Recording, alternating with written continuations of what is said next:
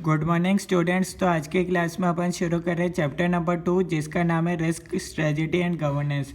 तो सबसे पहले मैं आपको बता दूं कि अगर आप इस चैप्टर नंबर 2 को आईसीए मॉड्यूल की जगह मेरे नोट से पढ़ोगे तो भी आपका काम हो जाएगा 100%। ठीक है। सबसे पहले मैं आपको की वर्ड्स बता देता हूँ जो चैप्टर में बार बार आएंगे ताकि आपको उसका मीनिंग एक बार में ही समझ आ जाए।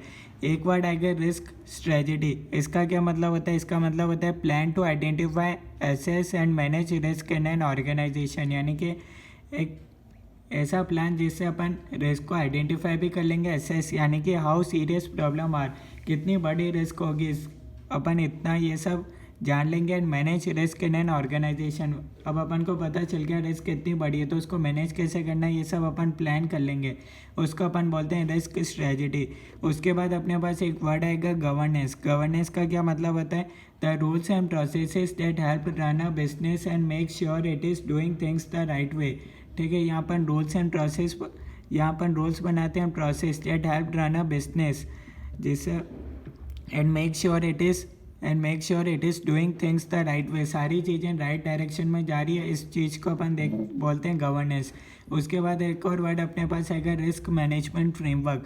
इसका क्या मतलब होता है? ये एक प्लान होता है that helps organization deals with risk. अपन रिस्क के साथ कैसे डील करेंगे तो अपन उसके लिए एक प्लान बनाते हैं। ठीक है। उसमें अपन ये सारी चीज़ें देखते हैं कि अपन कैसे रिस्क को फाइंड करेंगे, कैसे उसको इवेल्युएट करेंगे, कैसे उसको मैनेज करेंगे, कैसे उसको मॉनिटर करेंगे। ये सारी चीज़ें अपन के लिए, ये सारी चीज़ों के लिए अपन एक प्लान बनाते हैं, उसको अपन बोलते हैं रिस्क मैनेजमेंट फ्रेमवर्क। अपन ने अपने पास जो भी रिस्क है अपन उसको डील कैसे करेंगे। ठीक है। उसके बाद यहाँ अपने पास एक आता है ISO 31000 गाइड, यानी कि 31000 गाइड 73/2009। इसका क्या मतलब है? ये एक स्टैंडर्ड है that provides guidelines for risk management terminology. ठीक है। ISO 31000 आप इसको बोल सकते हो, ये एक स्टैंडर्ड है जिसमें आपको गाइडलाइंस दे रखी है रिस्क मैनेजमेंट टर्मिनोलॉजी से रिलेटेड। ठीक है।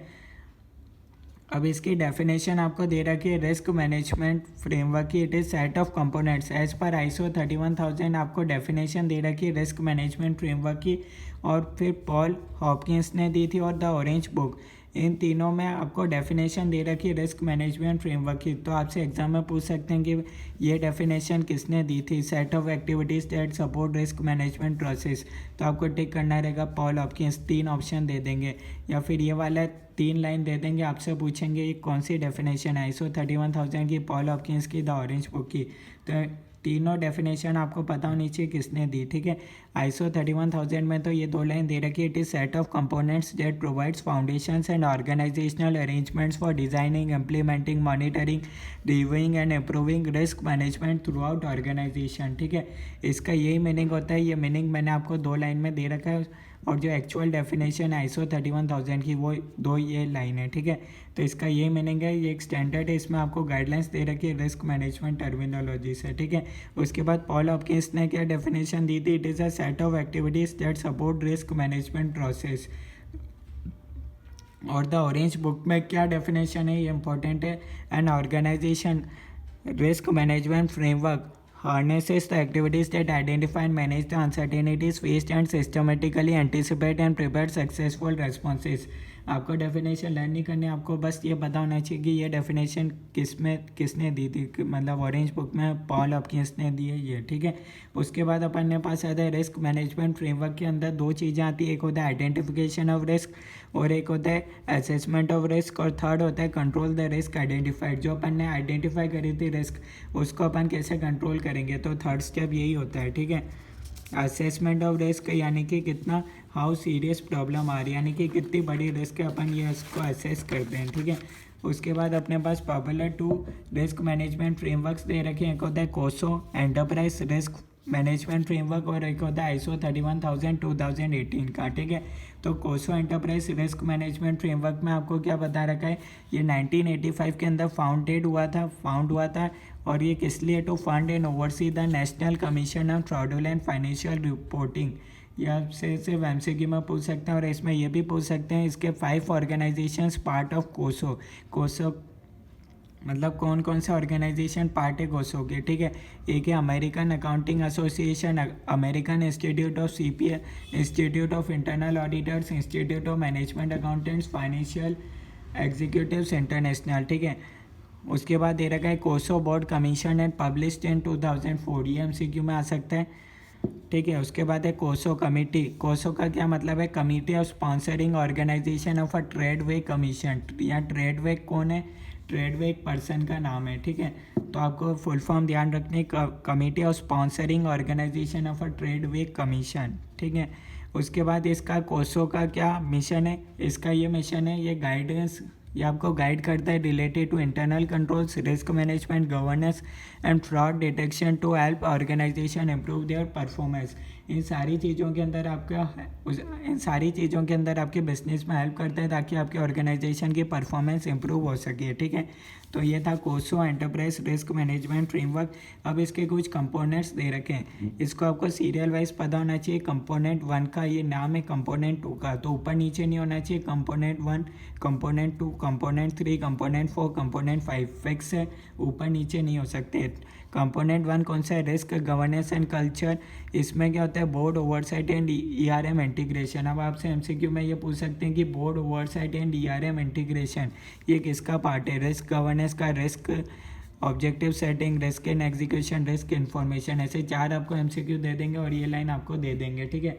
थोड़ा 2-4 लाइन देंगे, उसके कीवर्ड्स ये आएंगे, तो कीवर्ड्स आपको ध्यान रखने और ये किसके अंदर आएगा। कंपोनेंट 1 सिर्फ आपको ये नाम नहीं देंगे, सिर्फ आपसे पूछेंगे कंपोनेंट 1 का पार्ट है ये बोर्ड ओवरसाइड या कंपोनेंट 2, कंपोनेंट 3, कंपोनेंट 4। तो कंपोनेंट 2 होता है risk strategy and objective setting. इसमें होता है aligning strategy with risk appetite. Risk appetite क्या होता है ये अपन आगे जानेंगे। कंपोनेंट 3 होता है risk and execution, identifying and ranking risk. ये अपन क्या करते हैं? आइडेंटिफाई करते हैं और रैंक करते हैं रिस्क को। तब आपसे ये पूछ सकते हैं आइडेंटिफाइंग एंड रैंकिंग रिस्क कौन सा कंपोनेंट है? First, second, third, fourth, fifth, ठीक है। उसके बाद कंपोनेंट 4 है risk information communication and reporting, ठीक है। इसमें क्या होता है? इसमें अपन देखते हैं using data for risk analysis. उसके बाद आता है component 5 monitoring enterprise risk management performance, evaluating effectiveness over time. तो ये सारे 5 कंपोनेंट्स हैं और इसमें आपको कीवर्ड्स दे रखे हैं, ठीक है। कीवर्ड्स आपसे पूछ सकते हैं कौन सा ये कंपोनेंट का पार्ट है, ठीक है। तो ये बहुत ही इंपॉर्टेंट टॉपिक है, आप इधर ध्यान से देख सकते हो। उसके बाद आता है ISO 31000 2018, ठीक है। इसमें आपको दे रखा है ये ISO का क्या मीनिंग है? इंटरनेशनल ऑर्गेनाइजेशन फॉर स्टैंडर्डाइजेशन, ठीक है। इसमें आपको बता रखा है risk management divided into 3 segments. 3 segments के अंदर रिस्क को डिवाइड कर रखा है, एक है प्रिंसिपल्स, फ्रेमवर्क और प्रोसेस। प्रिंसिपल्स में आपको बता रखा है इसका क्या प्रिंसिपल है? Value creation and protection.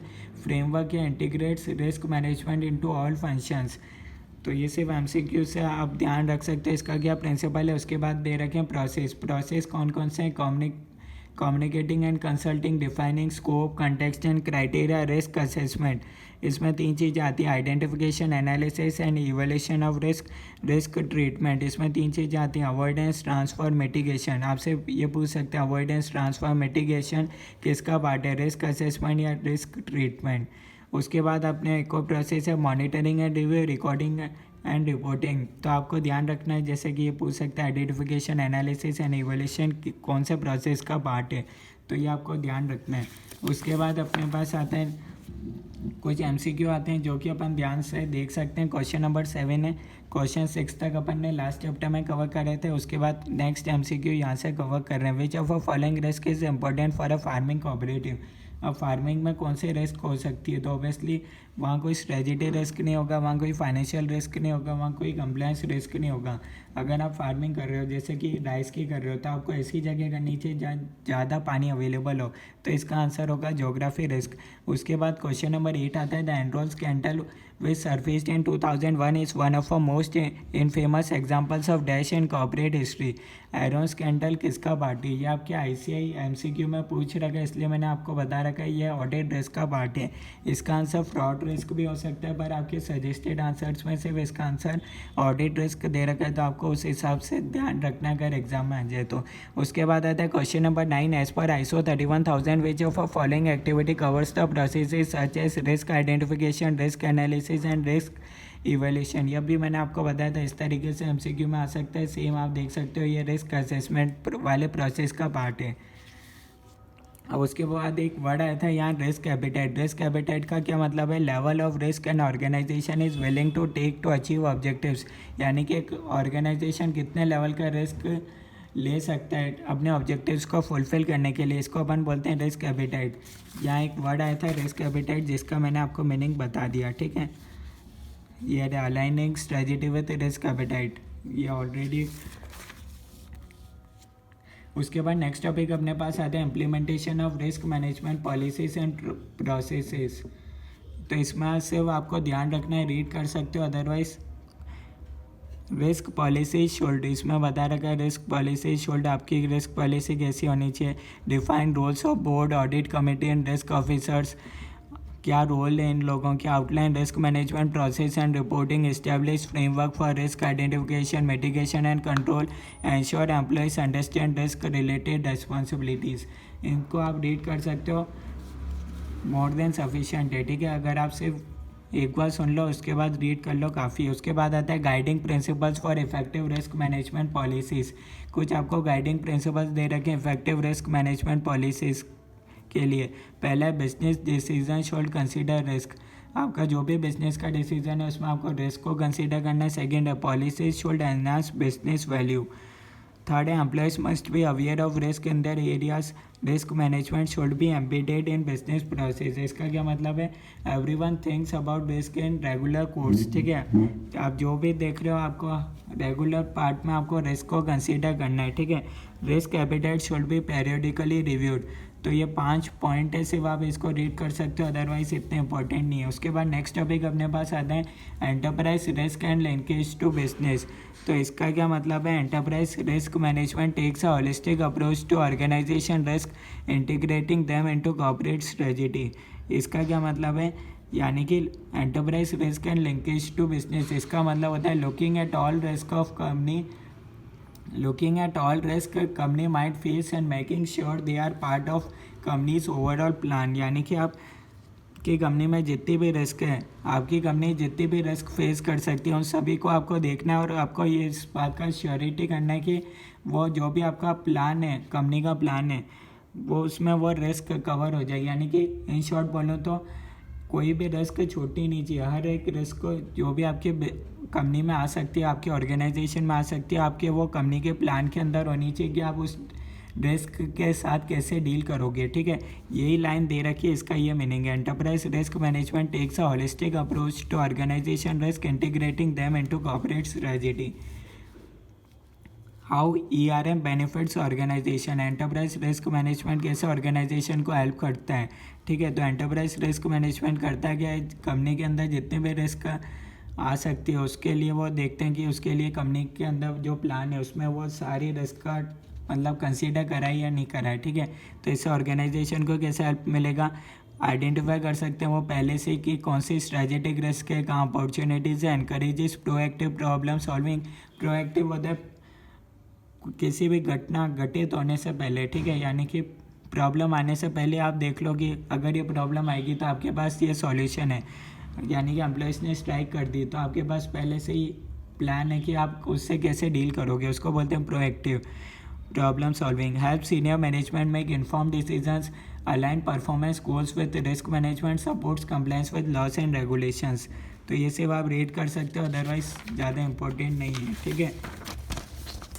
उसके बाद जो इम्पोर्टेंट चीज़ है वो चीज़ ये है कि कंपोनेंट्स ऑफ ERM डेवलपमेंट। ये ERM डेवलपमेंट के 8 कंपोनेंट्स है, वो आपको ध्यान रखने हैं। पहला बिजनेस स्ट्रेटजी एंड ऑब्जेक्टिव्स, इसमें aligns risk appetite with strategic goals. Second होता है risk appetite, defines acceptable risk levels. Third है risk culture, embeds risk awareness and decision making. अब आपसे ये पूछ सकते हैं embeds risk awareness and decision making ये कौन सा कंपोनेंट है? Risk data, internal control. तो आपको टिक करना है रिस्क कल्चर वाले कंपोनेंट का पार्ट है।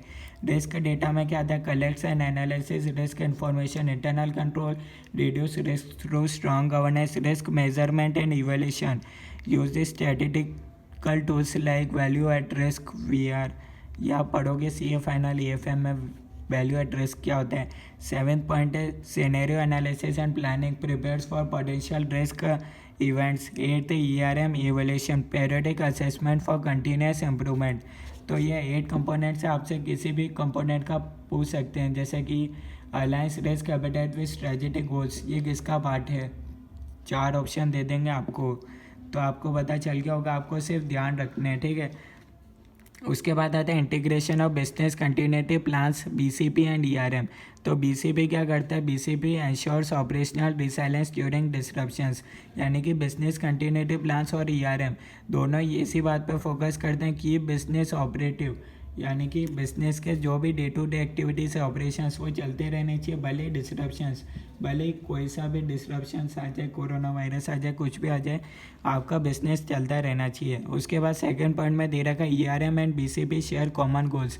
तो इन दोनों में 3 कॉमन चीज़ें हैं। पहला, आइडेंटिफाइंग इंटरप्शन रिस्क, यानी कि both look for things that could cause problems, दोनों इस बात को कंसीडर करते हैं कि बिजनेस में कौन सी प्रॉब्लम अराइज हो सकती है, तो दोनों एक ही बात देखते हैं। डेवलपिंग रिस्क टॉलरेंस थ्रेशोल्ड्स, इसका क्या मतलब है? आपका बिजनेस कितने रिस्क को हैंडल कर सकता है। थर्ड है aligning resilience strategies with enterprise risk, यानी कि make sure to make plans to strong match the overall way business manages risk. Make sure to plans, यानी कि आपका पहले से ही जो भी आपके रिस्क है उसके लिए आप जो भी आपका ऑर्गेनाइजेशन रिस्क फेस कर सकते हैं उसके लिए आपके पास पहले से ही प्लान होना चाहिए, ठीक है। तो ये सिर्फ आप रीड कर सकते हो, अदरवाइज जो इम्पोर्टेंट था वो था की कंपोनेंट्स ऑफ ERM डेवलपमेंट। उसके बाद नेक्स्ट टॉपिक अपने पास आता है गवर्नेंस एंड एथिकल डायमेंशंस। इसमें आपको दे रखा है corporate governance has become a key focus for business globally. Enterprise governance extends beyond compliance to include performance management. अब इसमें आपको दे रखा है G20 OECD गाइडलाइंस दे रखी है ऑन कॉर्पोरेट गवर्नेंस। अगेन आपसे पूछ सकते हैं कौन सा किसका पार्ट है। पहला, इफेक्टिव कॉर्पोरेट गवर्नेंस फ्रेमवर्क, इसमें आता है fair markets, legal enforcement, transparency है या नहीं है। सेकेंड है shareholders rights and ownership functions, इसमें अपन देखते हैं protection of shareholder interest, voting rights. Third है institutional investors and stock markets, इसमें आता है regulations for ethical investing trading. Fourth है रोल ऑफ स्टेक होल्डर्स, इसमें आता है respect for stakeholder rights, ethical decision making. Fifth है disclosure and transparency, इसमें आता है financial reporting, executive compensation, risk disclosures. Six point आता है board responsibilities, oversight of strategy, risk management and executive appointments. तो अब आपसे कोई भी पूछ सकते हैं जैसे कि oversight of strategy, risk management and executive appointment किस में आते हैं? Disclosure, transparency, board responsibilities, role of stakeholders. तो आपको शेयर होल्डर राइट्स, तो आपको करेक्ट आंसर टिक करना पड़ेगा बोर्ड रेस्पॉन्सिबिलिटीज़, ठीक है। तो गाइडलाइंस दे रखी है और ये 6 पॉइंट में क्या है ये भी आपको ध्यान रखना है और 6 पॉइंट क्या है ये भी सिर्फ आपको ध्यान रखने हैं। 2-4 बार आप वीडियो देखोगे तो आपको याद हो जाएगा। उसके बाद नेक्स्ट पॉइंट अपने पास आता है ethical dimensions and risk management. Dimensions दे रखे हैं ट्रांसपेरेंसी, ट्रांसपेरेंसी में अपन क्या देखते हैं? Open disclosure of risk. Again आपसे पूछ सकते हैं ओपन डिस्क्लोजर ऑफ रिस्क कहाँ आता है? ट्रांसपेरेंसी का पार्ट है या फेयरनेस का पार्ट है? फेयरनेस में आता है equal treatment of all stake holders.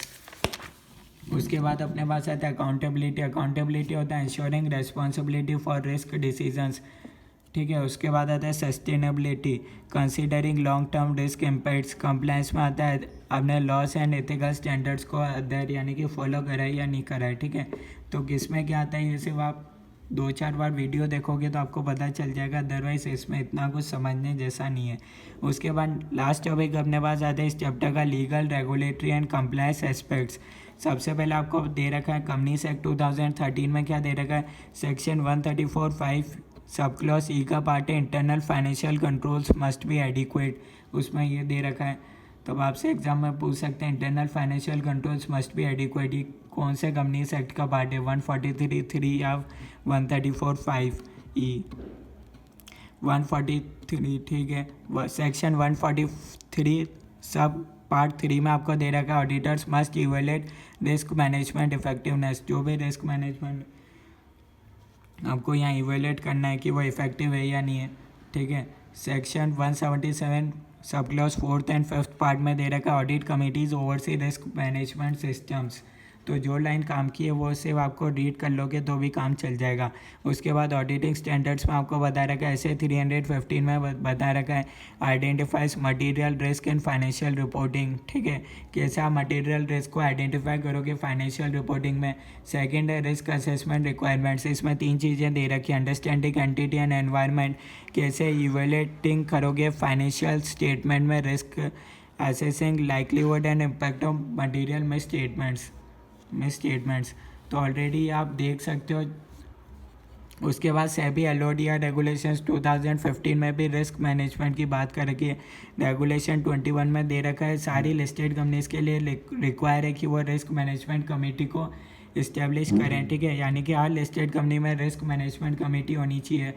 ये आपसे पूछ सकते हैं एग्जाम में कौन से रेगुलेशन में दे रखा है, तो आपको टिक करना रहेगा 21। उसके बाद दे रखा है रिस्क मैनेजमेंट कमेटी की 3 रेस्पॉन्सिबिलिटीज़ हैं। क्या रेस्पॉन्सिबिलिटी है कि वो रिस्क स्ट्रेटजीज़ को मॉनिटर करें, एंश्योर करें cyber security risk coverage. Third, reporting risk findings to the board, जैसे ही कोई रिस्क मिलती है तो उसको रिपोर्ट करें बोर्ड ऑफ डायरेक्टर्स को। ठीक है, तो ये वीडियो आप 2-3 बार देख लोगे तो सफिशिएंट है, इसके बाद कुछ नहीं आएगा। कीवर्ड्स जो भी दे रखे वो मैंने आपको बता दिया कि इस तरीके से एमसीक्यू बन सकता है। और साथ ही साथ अपन इस चैप्टर के एमसीक्यू भी सॉल्व कर लेते हैं। आपको 2 मिनट वेट करना पड़ेगा। ठीक है,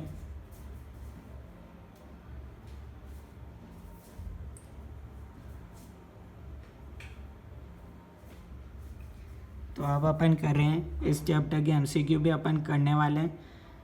यहाँ तक कोई डाउट है तो आप बता सकते हो, अदरवाइज अब अपन करते हैं इस चैप्टर के जो आपको एमसीक्यू दे रखे हैं। ठीक है, आप जस्ट 1 मिनट वेट करोगे, आपके सामने एमसीक्यू आ जाएंगे। जस्ट वेट फॉर 1 मिनट, जितना आप ये रीड कर सकते हो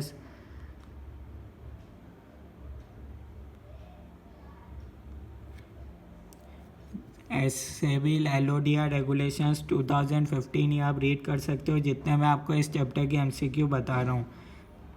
तो सेबी एलओडीआर रेगुलेशंस 2015 में एक एमसीक्यू अपने पास ही आ सकता है। कौन से रेगुलेशन में आपको दे रखा है कि सारी लिस्टेड कंपनीज़ को रिस्क मैनेजमेंट कमेटी अपॉइंट करने की ज़रूरत है। ये आप देख सकते हो रेगुलेशन कौन सा है, रेगुलेशन 21 के अंदर आपको बता रखा है कि हर एक लिस्टेड कंपनीज़ को अपॉइंट करने की ज़रूरत है रिस्क मैनेजमेंट कमेटी। ठीक है, मैं आपको बता रहा हूँ, 1 मिनट वेट, एमसीक्यू मैं आपके लिए ओपन कर रहा हूँ। तो जब तक ये आप रीड कर लो, रिस्क मैनेजमेंट कमेटी की क्या रेस्पॉन्सिबिलिटीज़ है, जो भी रिस्क स्ट्रेटजीज़ है उसको मॉनिटर करना और ensuring cyber security risk coverage. Third है reporting risk findings to the board. पहला कौन सा है, रिस्क स्ट्रेटजीज़ को मॉनिटर करना। सेकंड क्या है, साइबर सिक्योरिटी एंश्योर करना ताकि कोई भी अटैक नहीं हो। थर्ड में आपको दे रखा है रिपोर्ट करना risk findings to the board.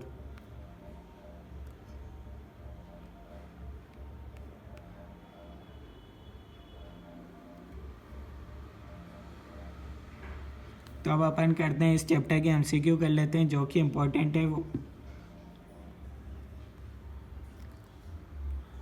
तो पहला एमसीक्यू है as per dash the definition of risk management framework, it is set of components that provide foundations and organizational arrangements for designing, implementing, monitoring, reviewing and continually improving risk management throughout the organization। तो ये मैंने आपको बता रखा है already, ये किसका part है, ऑप्शन नंबर ए हो जाएगा। इसका ISO 31000 में आपको दे रखा है। ठीक है, उसके बाद नेक्स्ट अपने पास आता है as per dash the definition of risk management framework is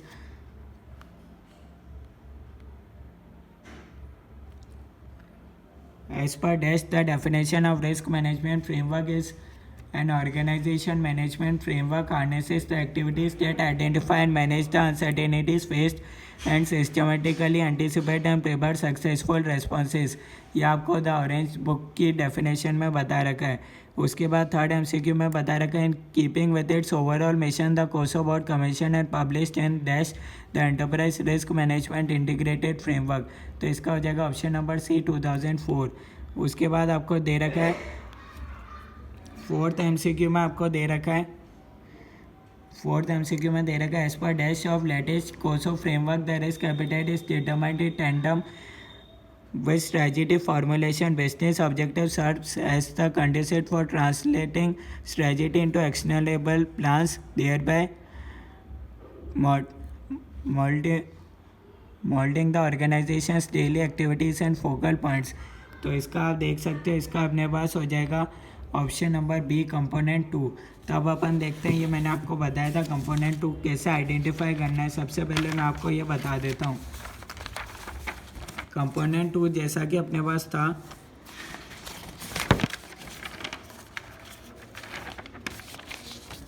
component 2 में आपको दे रखा है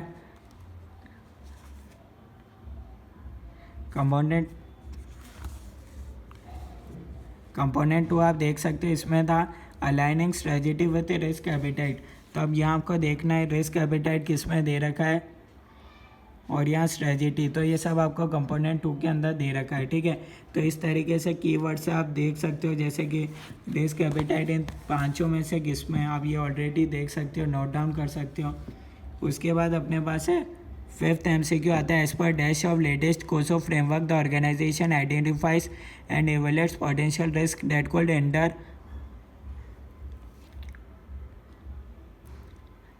enter its strategy and business objectives. These risks are ranked based on their seriousness, taking into account the organizational risk tolerance. अब यहाँ किसकी बात हो गई, रैंकिंग की बात हो गई। तो आप देख सकते हो अपन 5 कंपोनेंट्स में से अपन ने किस में रैंकिंग दी थी। तो यहाँ आप देख सकते हो कंपोनेंट 3 में अपन ने बात करी थी, कौन सा था कंपोनेंट 3, रिस्क इन एग्जीक्यूशन। यहाँ अपन ने बात करी थी आइडेंटिफाइंग एंड रैंकिंग रिस्क। तो आपको कीवर्ड दे दिया, यहाँ रैंकिंग की बात हो रही है, ठीक है। तो इसका आंसर हो जाएगा कंपोनेंट 3। तो आप एमसीक्यू में देख सकते हो, ये आपका आंसर है, ठीक है।